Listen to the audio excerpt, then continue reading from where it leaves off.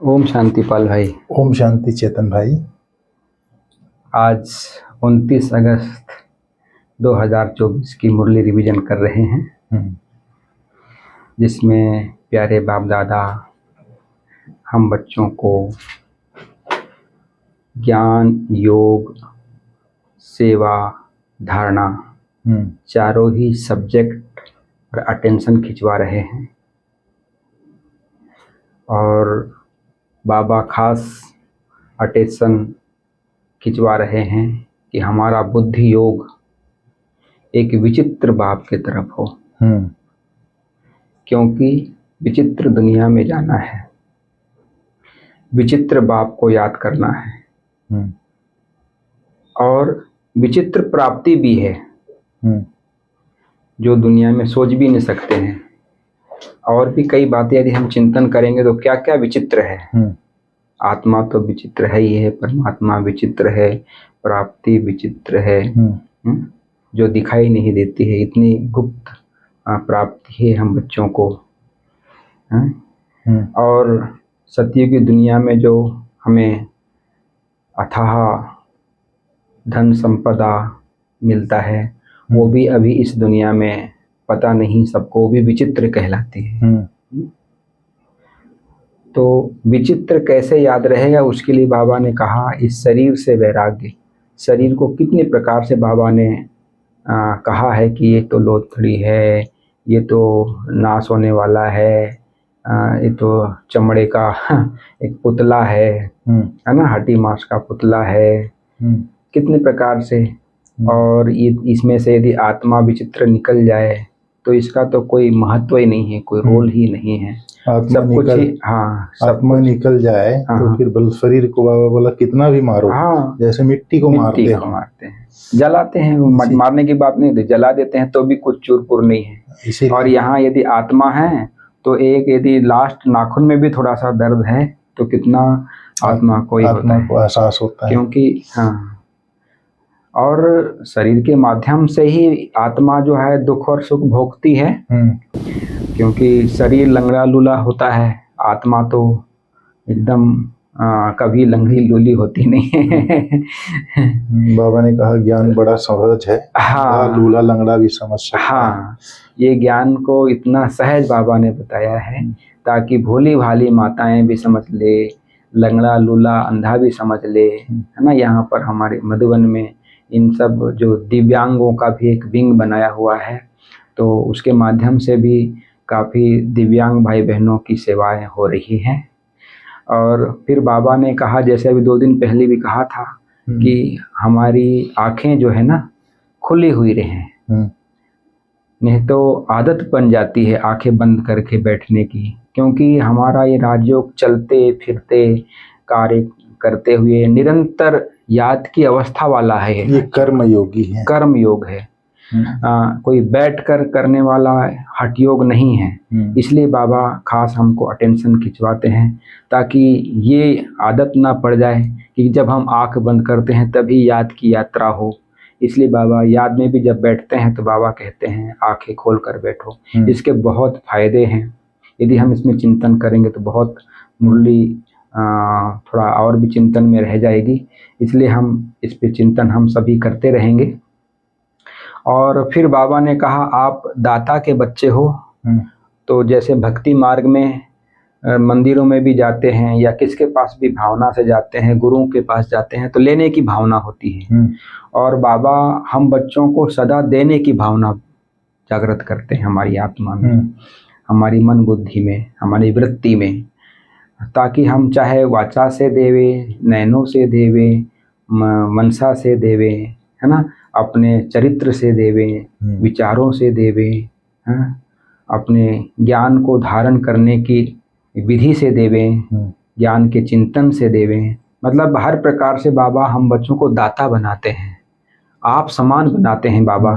और भक्ति मार्ग में चेला बनाते हैं, शिष्य बनाते हैं। और बाबा यहाँ हम बच्चों को अपने से भी ऊंचा बनाते हैं ताकि भक्ति मार्ग में भी आत्माएं, हम जब अभी परमात्मा से संपन्न बनते हैं, कर्मातीत बन जाते हैं, दिव्य गुणों से भरपूर बन जाते हैं, तो पूरे भक्ति मार्ग में भी आत्माएं उस चीज का अनुभव करती हैं और तृप्ति का अनुभव करती हैं। बाकी आप और मुरली में बताएंगे कि भाई बाबा ने और क्या क्या बातें विस्तार से बताई है। आज बाबा ने खास चित्र और विचित्र के ऊपर ही बताया है। बाबा ने जैसे स्कूल में टीचर के सामने कभी आंख बंद करके नहीं बैठते हैं। तो क्या है, भक्ति मार्ग में आदत पड़ी हुई है आंखें बंद कर माला जपना। साधु लोग भी आंखें बंद करके बैठते हैं। वह तो स्त्री को देखते भी नहीं, क्योंकि समझते हैं मन चलायमान ना हो जाए। आज भी कहा था ना कि भाई वो दवाइयों के माध्यम से अपनी कर्म इंद्रियों को शीतल करते हैं, लेकिन आप राजयोग के माध्यम से कि जन्म जन्मांतर के लिए शीतल हो जाए।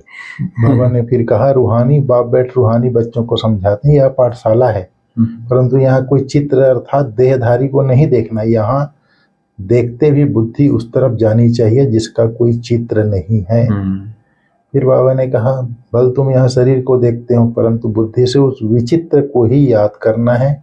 ऐसा कोई साधु संत नहीं होगा जो शरीर को देखते हुए उस विचित्र को याद करे। तुम जानते हो बाबा इफरत में आकर के हमको पढ़ाते हैं, वह बोलते हैं, करती तो सब कुछ आत्मा ही है, शरीर तो कुछ नहीं करता। आत्मा ही सुनती है। रूहानी ज्ञान जिस्मानी ज्ञान सुनती सुनाती आत्मा ही है, चाहे रूहानी ज्ञान हो चाहे जिस्मानी ज्ञान। धारणा भी आत्मा करती है, कर्म भोग भी आत्मा ही भोगती है। शरीर के माध्यम से भले भोगती है। हाँ, तो आत्मा जिस्मानी टीचर बनती है, शरीर द्वारा जिस्मानी पढ़ाई पढ़ते हैं, वह भी आत्मा ही पढ़ती है। संस्कार अच्छे व बुरे आत्मा ही धारण करती है, शरीर तो राख हो जाता है। यह कोई मनुष्य नहीं जानते। बाबा कहता है उन्हों को देह अभिमान रहता है, मैं फलाना हूँ, मैं प्राइम मिनिस्टर हूँ। ऐसा नहीं कहेंगे कि हम आत्मा ने यह प्राइम मिनिस्टर का शरीर लिया है, ये ज्ञान नहीं है उनको। यह तुम समझते हो आत्मा ही सब कुछ करती है, आत्मा अविनाशी है, शरीर सिर्फ यहाँ पार्ट बजाने के लिए मिला है। इसमें अगर आत्मा ना होती तो शरीर कुछ कर ना सके। आत्मा शरीर से निकल जाती है तो जैसे एक लोथड़ा पड़ा रहता है। आत्मा को इन आंखों से देख नहीं सकते, वह सूक्ष्म है। बाबा ने कहा सभी अभी क्या है, अल्पमान भगवान, भगवान ईश्वर कहने से वह बाप का संबंध नहीं आता, उतना भाषणा नहीं आती। बाबा ने कहा इस समय सब पत्थर बुद्धि है, क्योंकि रचयिता बाप और रचना के आदि मध्यांत को नहीं जानते। फिर बाबा ने आज बोला, बाप ज्ञान से श्रृंगारते हैं, लेकिन जैसे ही बाहर जाते हैं माया धूल में फिर लथेड़ करके ज्ञान श्रृंगार बिगाड़ देती है। तो बाप श्रृंगार कराते हैं, परंतु अपना पुरुषार्थ भी करना है। बाबा ने कहा कई बच्चे मुख से ऐसा बोलते हैं जैसे जंगली। बाबा ने कहा श्रृंगार जैसे कि हुआ ही नहीं है, सब भूल जाते हैं। लास्ट नंबर में जो स्टूडेंट बैठते हैं उनकी पढ़ाई में दिल नहीं लगती है। हाँ, फैक्ट्री आदि में सर्विस करके साहूकार बन जाते हैं। बाबा ने कहा यहाँ तुम्हारी सच्ची कमाई होती है। 21 जन्मों के लिए बेहद का बाप ही सच्ची कमाई कराते हैं। फिर बाबा ने कहा कलयुग को झूठ खंड है, कलयुग सचखंड है। सतयुग रात दिन का फर्क है। सतयुग में दुख की बात नहीं होती, नाम ही है सुख धाम। उस सुख धाम का मालिक तो बेहद का बाप ही बनाएंगे। उनका कोई चित्र नहीं है और सबके चित्र है। बाबा ने कहा उनकी आत्मा का नाम फिरता है, उनकी आत्मा का नाम है शिव, और सबको आत्मा ही आत्मा कहते हैं। बाबा ने कहा बाप भी है, शिव की महिमा है, वह बाप भी है, तो बाप से जरूर वर्षा भी मिलेगा। भाई को वर्षा थोड़ी देगा। बाबा बोलता है यह बेहद का बाप ने बेहद के बच्चों को वर्षा देते हैं, यह पढ़ाई है ना। बाबा ने कहा पढ़ाने वाला भी विचित्र है, तो आत्माएं भी विचित्र हैं। बाप कहते हैं मैं आत्माओं को पढ़ाता हूँ। सतयुग में वह एक ही बार बाप आकर पढ़ाते हैं, पढ़ती तो आत्मा है ना। दुख सुख आत्मा भोगती है, शरीर द्वारा आत्मा निकल जाती है। शरीर बल कितना भी मारो, जैसे मिट्टी को मार रहे हो। बाबा बार बार समझाते हैं अपने को आत्मा समझ, बाप को याद करो। फिर बाबा ने शरीर और आत्मा के लिए बोला, किसी का शरीर अंधा लूला लंगड़ा है, बाबा बोलते हैं उसको भी समझा सकते हो। आत्मा लूली लंगड़ी होती है, शरीर नहीं होती है। बाबा ने कहा आंख बंद करके यहाँ बैठ जाते हैं भक्ति मार्ग में, जैसे करते हैं, जैसे मतवाले हैं। बाप कहते हैं आंखें बंद न करो, सामने देखते हुए बाप को याद, बुद्धि से बाप को याद करो, तभी भी कर्म विनाश होंगे। फिर कहते हैं बाबा हम याद नहीं कर सकते, तो बाबा उदाहरण देते हैं, अरे लौकिक बाप जिससे हद का वर्षा मिलता है उसको याद करते हो मरते तक। इस बाप को याद नहीं कर सकते, बेहद का बाप है, उनको तुम याद नहीं कर सकते। बाबा कहते हैं मैं सबकी आकर सदगति करता हूँ, मैं आया हूँ सबको शांति धाम भेज देने। बाबा कहते हैं मैं बेहद की पुरानी सृष्टि को नया बनाने आया हूँ, नई सृष्टि में देवताएं रहते हैं, मैं हर 5000 वर्ष के बाद आता हूँ जब पूरा भारत पतित बन जाता है। यह है ही आसुरी दुनिया। सदगुरु तो एक ही है, सत्य बोलने वाला। वह बाप भी है, टीचर भी है, सदगुरु भी है। बाप कहते हैं माताएं ही स्वर्ग का द्वार खोलने वाली है, लिखा हुआ भी है गेटवे टू हेवन। परंतु यह अभी मनुष्य समझ थोड़े ही सकते हैं, नर्क में पड़े हैं। फिर बाबा ने कहा बाप कहते हैं मैं पतितों को पावन बनाने और वापस ले जाने के लिए आया हूँ। तो अपने को आत्मा समझ बाप को याद करो तो पाप कट जाएंगे। मैं तुमको जगत जीत बनाने आया हूँ, माया जीत जगत जीत बनो। बाबा कहता है मैं तुमको विश्व का मालिक बनाने का रास्ता बताता हूँ, जगत का मालिक बनाने का रास्ता बताता हूँ। फिर लक्ष्मी नारायण को दीपमाला में पूजा करते हैं। बाबा ने कहा हेल्थ वेल्थ हैप्पीनेस नहीं मांगते हैं, धन मांगते हैं। तुम तो बाप से वर्षा लेते हैं तो आयु भी बड़ी हो जाती है, हेल्थ वेल्थ हैप्पीनेस भी हो जाती है। बाबा ने कहा मामेकम याद करो तो तुम मालिक बन जाएंगे और सृष्टि चक्र को जानने से चक्रवर्ती राजा बन जाएंगे। बाबा ने कहा पत्थर बुद्धियों से बाप को कितना माथा मारना पड़ता है, यह निश्चय होना चाहिए कोई भी साधु संत आदि बता न सके सिवाय बाप के। क्या बेहद का बाप बेहद का वर्षा दे रहा है। यह कोई ईश्वर थोड़े ही है, कौन ब्रह्मा। यह तो बहुत जन्मों के अंत में है, मैं प्रवेश ही उनमें करता हूँ जिसने पूरे 84 जन्म लिए हैं। गावड़े का छोरा था फिर श्याम सुंदर बनते हैं, यह तो पूरा गावड़े का छोरा था। फिर जब कुछ साधारण बना तो बाबा ने प्रवेश किया, क्योंकि इतनी भट्टी बननी थी। सूर्यवंशी चंद्रवंशी बनने वाले ही यहाँ आते हैं नंबरवार पुरुषार्थ अनुसार, बाकी और कोई ठहर नहीं सकेंगे। देरी से आने वाले ज्ञान भी थोड़ा सुनेंगे, फिर देरी से ही आएंगे। बाबा ने कहा फिर बाबा ने कहा बाप ने जो ज्ञान श्रृंगार कराया है उसे कायम रखने का पुरुषार्थ करना है।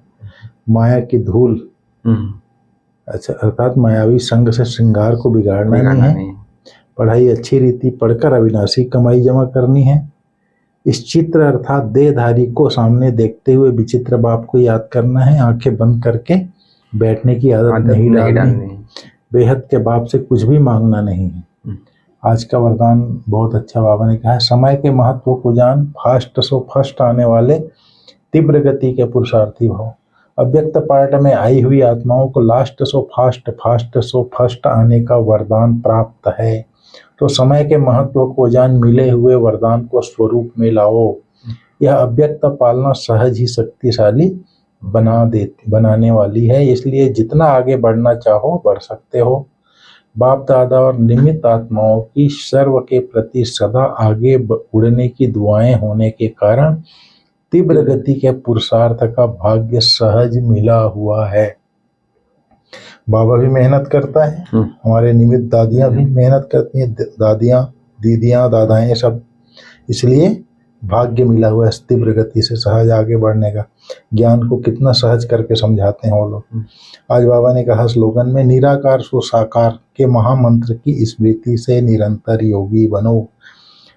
इसी को बाबा बोलता है मन मना भव मध्याजी भव। साकार अर्थात अपने देवताई स्वरूप को देखो, निराकार अर्थात अपने को आत्मा समझ, अनादि स्वरूप को देखो। हाँ, अपने को आत्मा समझ परमात्मा बाप को याद करो। अर्थात निराकार सो साकार के महामंत्र की स्मृति से निरंतर योगी बनो। ये थी आज की मुरली। आंखें खोल के पढ़ना है, कुछ मांगना नहीं है। चित्र को देखते हुए विचित्र को देखना है, श्रृंगार को बिगाड़ना नहीं है। बाप जो ज्ञान श्रृंगार कराते हैं उसको बनाए रखना है। तो ये बहुत अच्छी बाबा ने कहा, शरीर और आत्मा का कंट्रास्ट पता रहे।